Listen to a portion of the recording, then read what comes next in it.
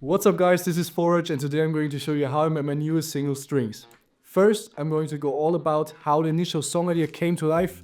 Then I'm also going to go very in-depth into the production, so be sure to stick around and I hope you enjoy the video. Let's go. So guys, here we have the project. It's pretty big. I'm going to go in-depth on that later. First of all, I'm going to show you how the initial idea kind of came to be. So first of all, we have this vocal right here, which is sung by the Grace, an American musician group. Sounds very good. It's the vocal that you know from Spotify.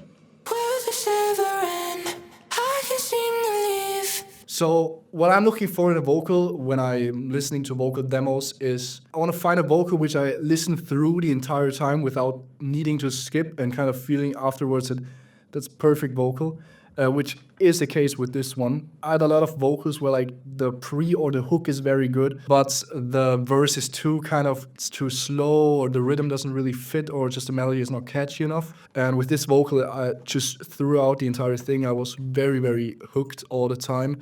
Especially it starts very strong with the verses and everything. Got a feeling that you won't let me walk. Straight up catchy melodies, it gets right into the thing. And then you have this very unexpected pre-chorus, where she goes like very high on the falsetto range.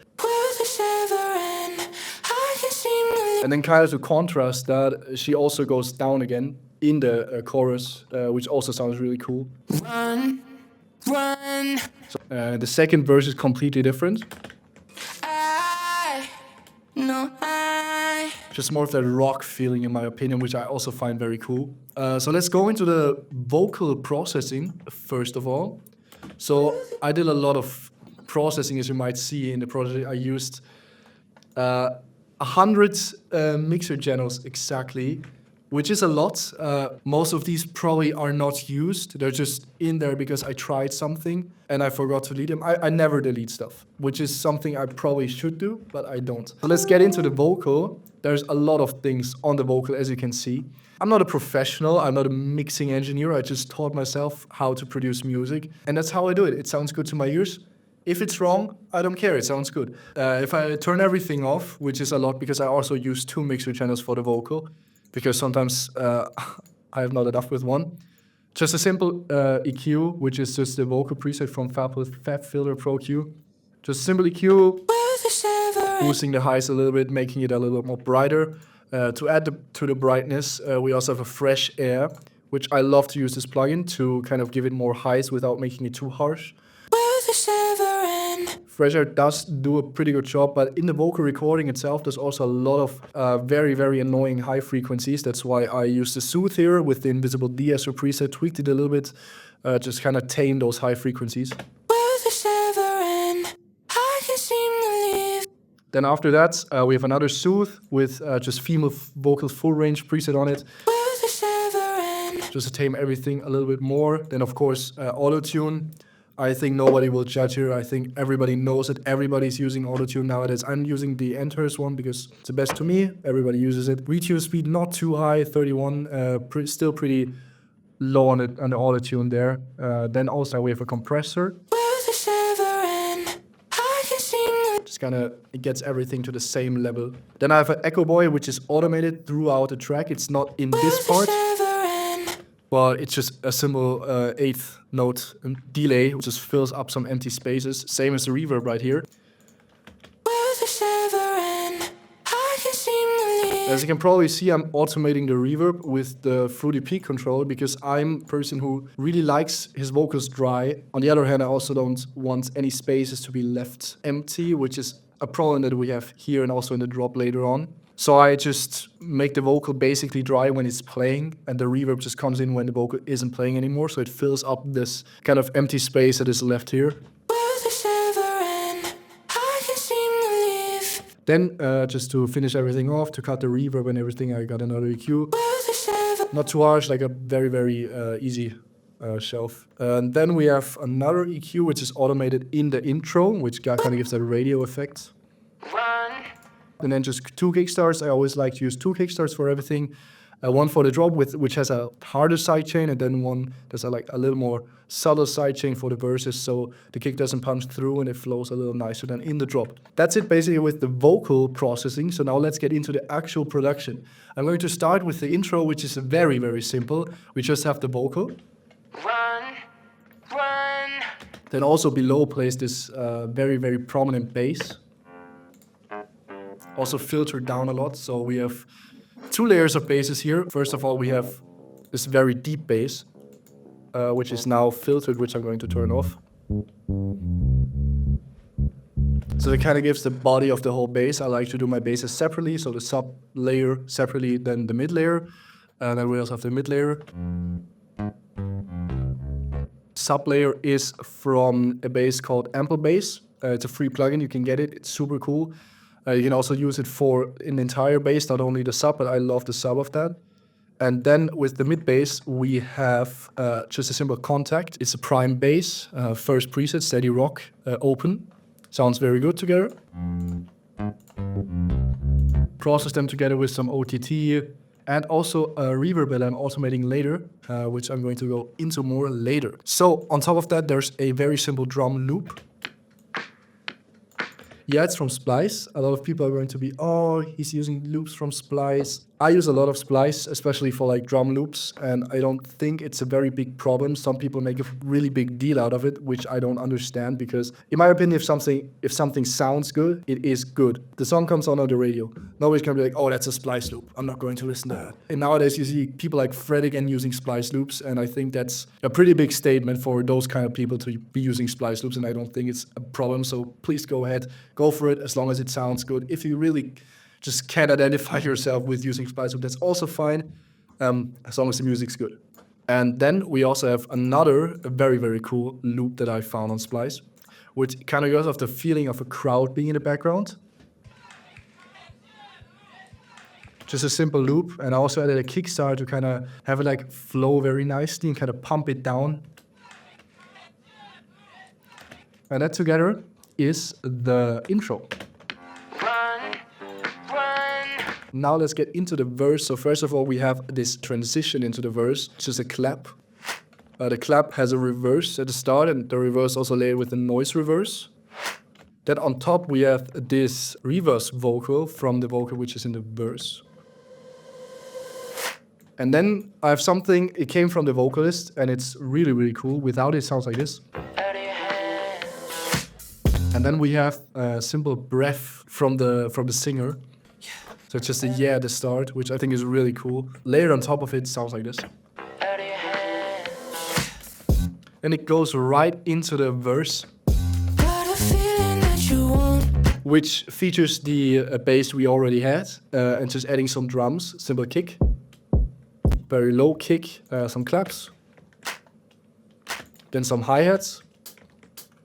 With the hi-hats, I decided to keep them out in the first hit. So it kind of, the first hit of the verse really, really punches through and kind of stops everything for a second, and then it keeps going. It sounds like this. You know what I mean. Then below we have this loop, which I edited quite heavily. It sounds like this on its own, without any effects. Then I proceeded to add high cut, low cut. It sounds like you're underwater. Then I added an effector to give it like a bit crush effect, or like a ring modulation. And at the end I added a shaper box, which is just doing a simple stutter on a 16th, which makes it sound really, really glitchy, which sounds really cool. Then I added this real crash, which is on top of the kick every 4 bars. That's just a simple perk loop from Splice that I chopped up, made it like a little bit cooler, fit the rhythm more.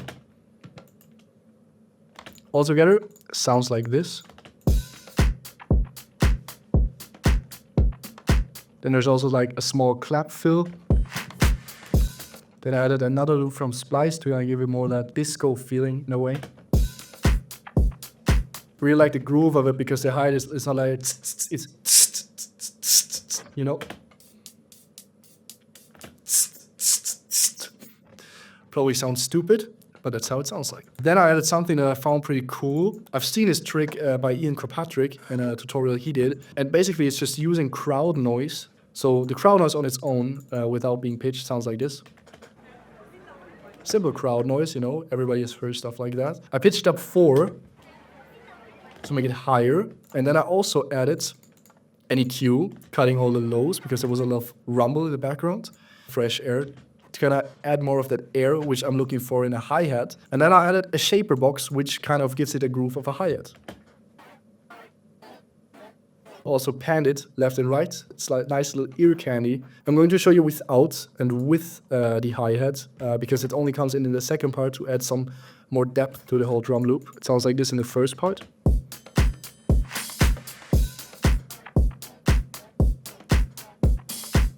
I think you can definitely hear it. It's not as noticeable in the entire mix, but it definitely adds something, and I'm a pretty big believer that the subconscious will definitely notice. So then let's go into the vocals of the first verse. It's pretty straightforward. But as you might notice, there were some very, very major empty gaps, which definitely needed to be filled. So actually me and my photographer were sitting in Discord when I first started making this record. And the idea struck us to just keep the vocal going. So it's like, won't, walk. And that's exactly what I did. I added these vocals, I chopped them off, form and shifted them, a lot of effects on them. First of all, the standard FL Studio form and shift, which I like a lot. Don't really need to use little auto for that because FL is doing a very good job. Also automated the form and shift, so it goes like walk, rock, so it kind of opens up a little bit. Added some EQ, just really got rid of some very, very deep lows. Then we have a very, very crazy distortion. It's on 10, maximum distortion. Removed some of the highs actually, and it sounds like this. Really destroying the sound, which is what I was going for. Then I added just a simple fruity delay. Valhalla Room, which kind of makes the whole sound design of the entire vocal thing. It is Valhalla Reverb with mixed at 100%. Very, very low depth. With it, it sounds like that. Without it. So it's a very, very nice little trick I like to do, which you're gonna see a lot in this project. And then I also panned them with Pancake. And that's the verse. Going into the pre-chorus is I automated the reverb of the bass. The verse is very dry, the vocals don't have any reverb on them, not any delay. But when it goes into the pre-chorus, it's all very wet and kind of dreamy in a way. So I wanted to evolve the very dry sound in the verse into the dreamy sound. So I kind of put the reverb on the bass guitar. Now going into the pre-chorus, the first thing I added were these piano chords, which sound like this.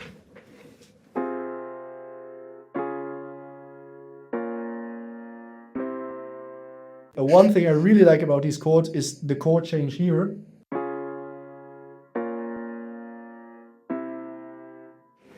Some very, very basic chords, but I really like them. They're very effective. Then I added a respace on top of it. It's a respace I use very often. It's called Rhodes. See right here? Very simple respace. Very nice bass to have under it. Then I secondly added this organ right here, which is printed to audio because I use an FL plugin for it. It's called, I think it's Kepler XO, which is a new plugin within FL. I didn't buy it yet, so I need to render out the audio so I can actually save the project file, which I did in this case. Sorry FL Studio for not buying your product. Very simple organ, very, very cool sounding. It gives off the like 80s vibe or like disco also, which was I was going for with this record. Needed to get some groove going, so I kind of added a hi-hat and also some drums, clap, and a loop.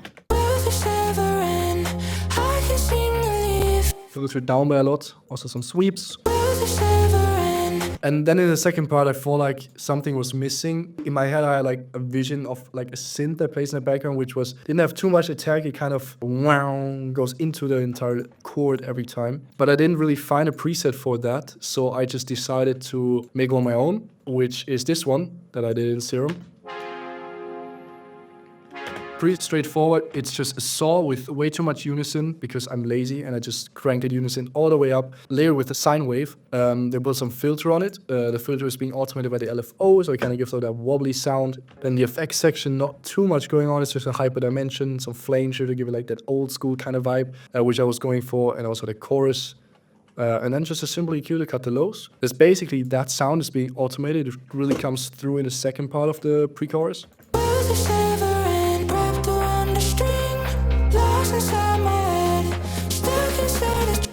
Then of course some simple build-up drums, nothing too crazy. Also printed that one to audio. I used this snare right here. But then I decided to print it to audio so I can make that volume automation. Also simple sweep. And what would a track called Strings be without? Yes, strings. So there's a sustained string as well in the build-up. Always plays the same note, the root note of the entire track, which just gives, as it says, just some sustain, some makes it dramatic in a way, which I really liked. And yeah, that's basically the build-up. One only thing I added was to fill up a space right here. I was hearing the in the background, still cannot sing. I did, however, sing actually. This is actually sung by me. I can play it without any effects and in my original pitch. I'm so sorry for you guys to hear that. Please cover your ears if you're very sensible to not on pitch singing. Ooh. Yeah, it's not good. I just pitch it up and put some effects on it. And it sounds alright. Just some auto-tune, little alter boy to kind of put some form and shift on it. Vocal doubler to make it more wide and also give it like a kind of effect as like some double vocals would have. Then a decapitator, just distorting it a little bit. EQ, also dynamic EQ. Soothe to kind of clean it up a little bit more. Some echo boy, some of course reverb, which kind of gives out that dreamy vibe. At the end, OTT for good measure, you know what it is. Then the entire track evolves into the first drop, which is very minimal compared to the pre-chorus. Also, it kind of almost loses energy, which I really like though, because it hits very, very unexpectedly.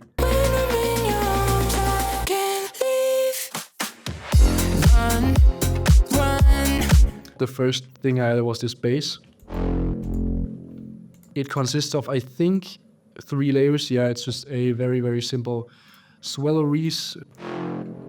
That really has a lot of grit. Then I also wanted to have like some more lows and like a little bit deeper one. Those combined sound like this.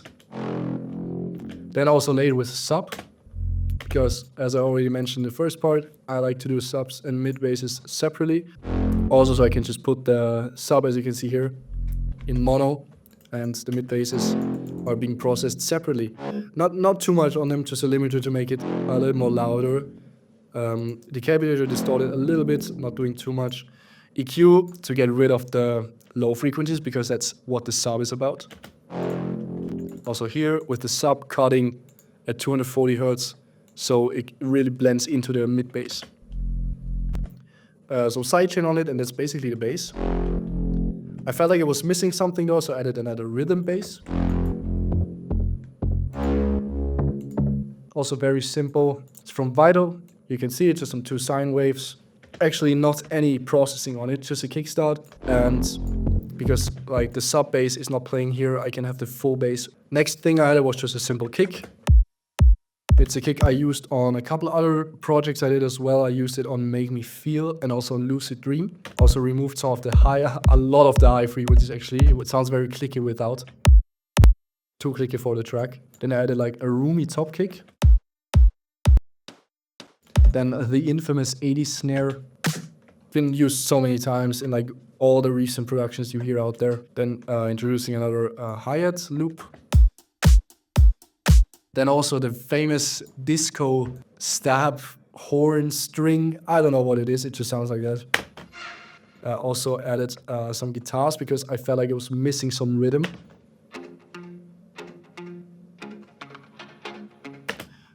Or from Contact, just the Prime Electric Sunburst, Prime Time. And the next one is also a Contact. And I think it is the Latin Love, also from Electric Sunburst, that really fills up the space that is needed right there. Reintroduced some of the drums from the verses and the pre-chorus. Have this small little yeah at the start. And a piano playing in the background. Very filtered down. So the drop doesn't open up instantly, so we have some space to play around with in the second and third drop. And I felt like the drop was missing something. It felt a little slow and a little empty. Run. So I did a trick which is also very, very cool in my opinion, making it feel a lot more fast without any drums. So the rhythm is actually being played by a synth, which is a plug in this case. So it's just a simple Serum plug with a shit ton of processing on it. So kickstart, sidechain, nothing too crazy. Then also just some EQ, which basically just cuts the lows and just really puts a nice shelf on the highs. So there's a lot of room for the other elements to breathe because we have vocals, we have hi-hat and everything, which already takes up a lot of the high frequencies, so we don't really need any of those. We just need something in the middle, which kind of gives off a nice rhythm. And then also a decapitator. But as you can hear, like the sound of the main thing is not really coming through. And also, again, the main thing that's really making the whole sound design is the Valhalla room. With the same trick I used on the vocals in the verse. Then just really got rid of a lot of low and low mid frequencies. Put another soothe on it to tame it even further. Some more fab filler. Then some ODT for good measure. And that's how I got this sound which is playing in the background. Run. Going into the second part of the drop, I just added some vocal harmonies myself because, well, I didn't reach out to the singer to record them myself because I guess I was lazy, but then on the other hand, I wasn't lazy because I did a lot of extra work making these. First of all, we have this simple vocoder, did the vocoder with manipulator, and then just in FL Studio MIDI out. I'm going to go into that very deep. You can look up tutorials on YouTube. So that's just playing the bass notes of the chords. Then we have some doubles, which I made myself. Where are they? Right here. Okay, so the main thing that's doing the magic here is the vocal doubler, which again just creates double vocals. But on this case, I have the effect only setting turned on, so it only plays the doubles. If I put effect only off, it also plays the dry signal of the vocal, which in this case I didn't want because there would be some phasing going on with the original vocal, so I just put effect only, just playing the doubles only. Then I did some harmonies, which in this case they're not playing the bass notes, they're just playing some notes I figured out along the way. And then we have a high layer, which is just done with a little altar boy. Same chain as on the other vocals, just with this little altar boy. Putting 12 semitones up, putting the drive to 50% to give some more distortion, a lot more grid. The vocal without everything sounds like this. And then now with the added layers, fills it up a lot more and gives a lot more energy to the second part of the drop.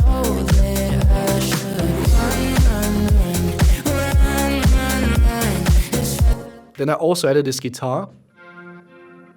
Very vintage guitar. It's also from Contact, and it is I think it's actually the Electric Sunburst again, Wanderlust, with plug-in chords somatic origins on it, which kind of gives that vintage feeling. It has an inbuilt chorus, some movement saturation. You turn off the cassette, you could also make it even more vintage like this. Having like a cassette over it, but I don't really like the crackle.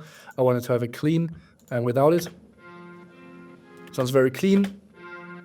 Like this sounds very vintage and kind of, it's almost imperfect, which I really like. Then it goes into the second verse, which is completely different than the first verse in terms of the vocal. It also got rid of the very dry feeling. It's also now very wet and floaty in a way. Also features the synth that is playing in pre-chorus. Crash at the start now. The crowd hi-hat immediately coming in. But then in the middle of this section, I decided to give it a break and just really, really unexpectedly do this.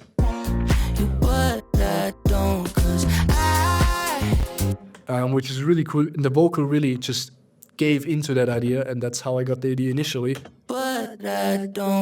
Also stopped every other instrument. Also the piano. It also has a tape stop right before. And then just playing the kick. And then the main thing I think that makes this section, because without the crash it would sound like this. Sounds pretty boring, right? With the crash, however, it just gives a really nice hit. And then a suggestion by my photographer, because we were also in Discord while doing this section, and he just really, with his mouth, said it needs to have like a dum-dum. And I instantly knew what he was thinking of, and I had a sample that sounded that exact way. And I just added it, and it's fit perfectly into it. I was thinking about changing it maybe later on, and it just stayed in there, and it sounds perfect in my opinion. Then I'm adding the hi-hat of the pre-chorus and the drop. Also this time a downlifter.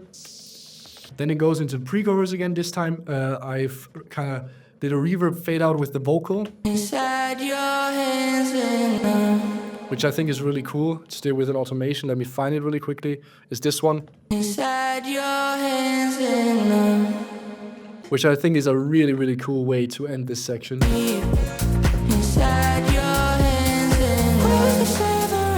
next pre-chorus is pretty straightforward, just like the first one. Just now the entire drums are not filtered anymore. And I also added this guitar right here.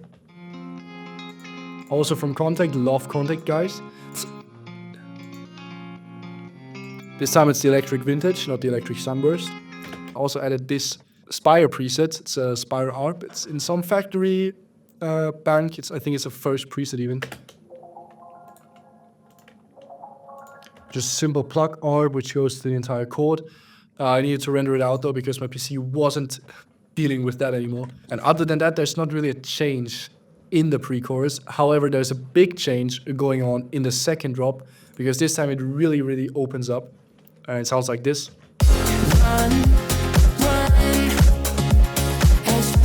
The most noticeable thing probably is the very, very prominent dance piano now, which sounds like this. Consists of 2 layers. It's just an M1, which is a plugin I think was made for pianos. It's so good for dance pianos, especially if you want to get that old kind of 2000s dance pianos vibe. And then also just layered with a Contact. It's a Gentleman, also very, very good piano. Love to use that. Also put on very, very hard and set the dynamic range to all the way up. So it also has a lot of attack and just kind of really, really builds a nice body for that dance piano, which does really have a lot of mids. Combined, they go into a very, very hard processing.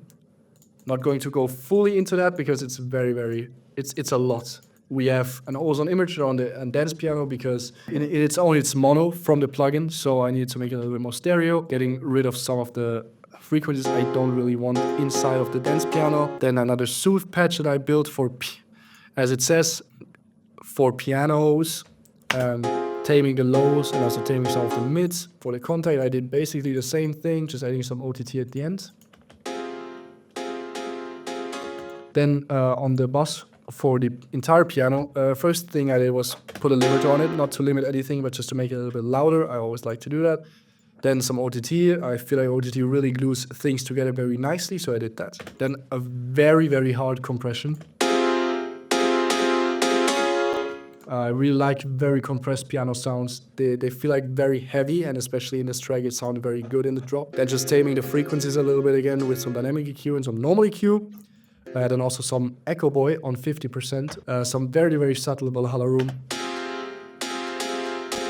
Fully balanced to automate like some stops in the piano within the track later on.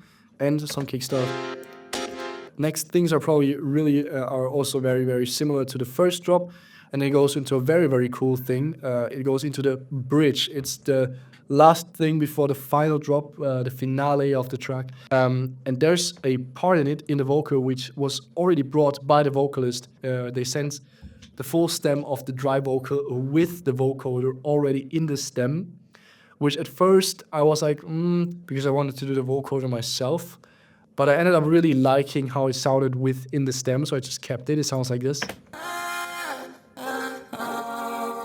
Same processing on it as in the other vocal stems, just with a little more taming in the vocoder section.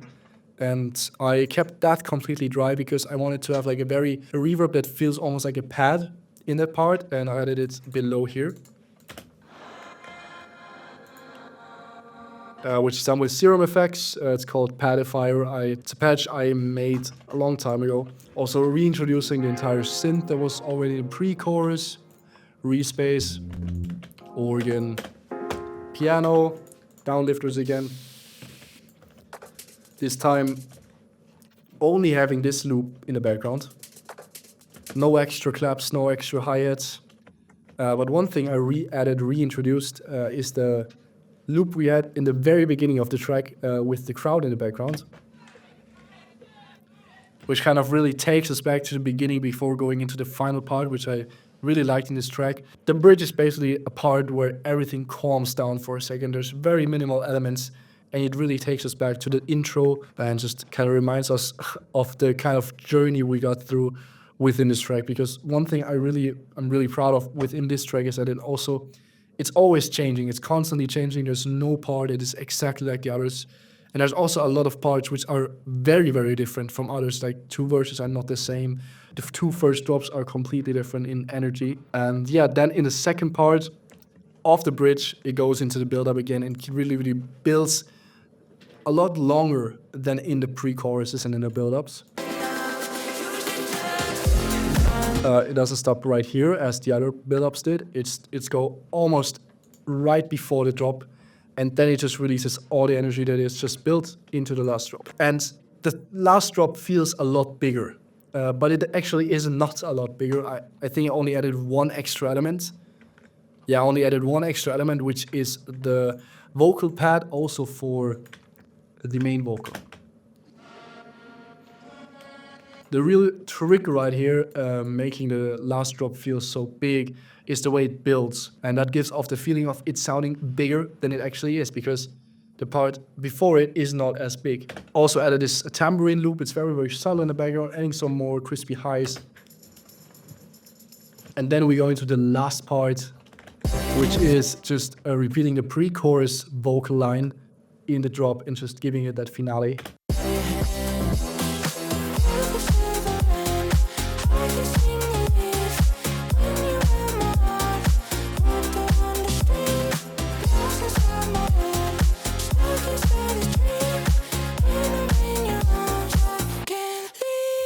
So guys, that has been Strings. I hope you enjoyed the video. I hope you learned something from it.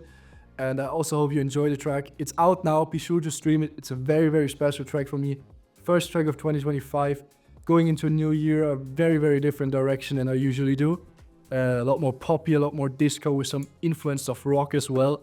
Very, very proud of the track. I hope you like it. Save it to your playlist. Enjoy it with your friends. Wish you a great week. And I'll see you in the next video. Bye guys.